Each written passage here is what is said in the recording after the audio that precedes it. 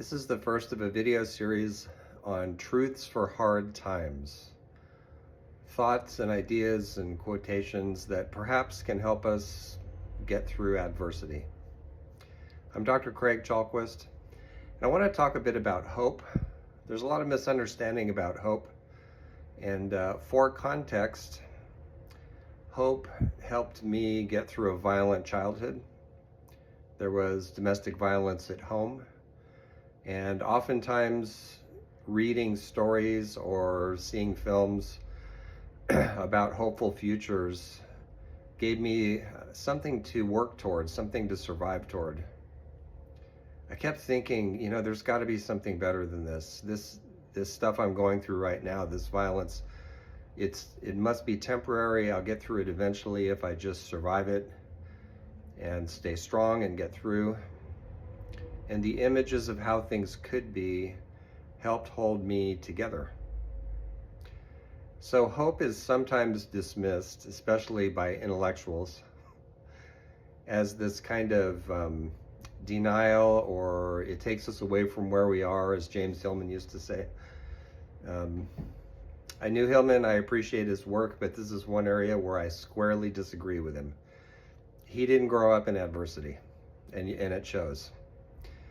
So it's funny how that works. There's exceptions to this, but oftentimes people who did grow up that way place a lot of value on hope, and they see the difference between false hope and genuine hope.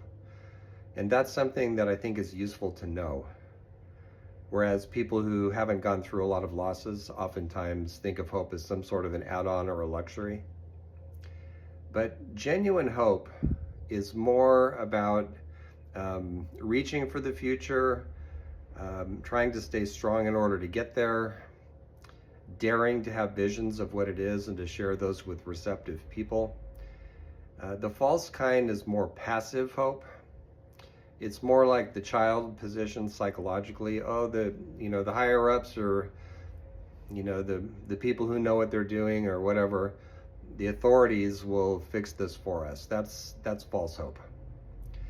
And I'm going to be at some point reading a couple of quotations from Viktor Frankl, Man's Search for Meaning. And he mentions, as a former concentration camp survivor, that oftentimes when people had false hopes, like we're going to be liberated over the holidays, and then the holidays would pass, nobody was liberated, and then they would often die after that. And if you examine the bodies, they die of things like malnutrition and typhus and overwork. But everybody knew that they died of lack of hope. So I like the word in Spanish, esperanza. Esperar means not only to hope, but it means to wait or expect something. So it's a state of expectation, a state of we can do better than this, we can be better than this. Whereas false hope is waiting to be rescued, leaving it up to other people, being in denial, which there's a lot around these days. Genuine hope is also a form of what Joanna Macy called active hope. And it means that whatever future is waiting for us that hasn't yet been actualized is asking something of us.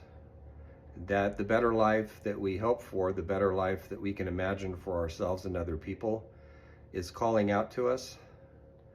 And so hope in this sense is a stepping up to actualizing that future and actually getting there together.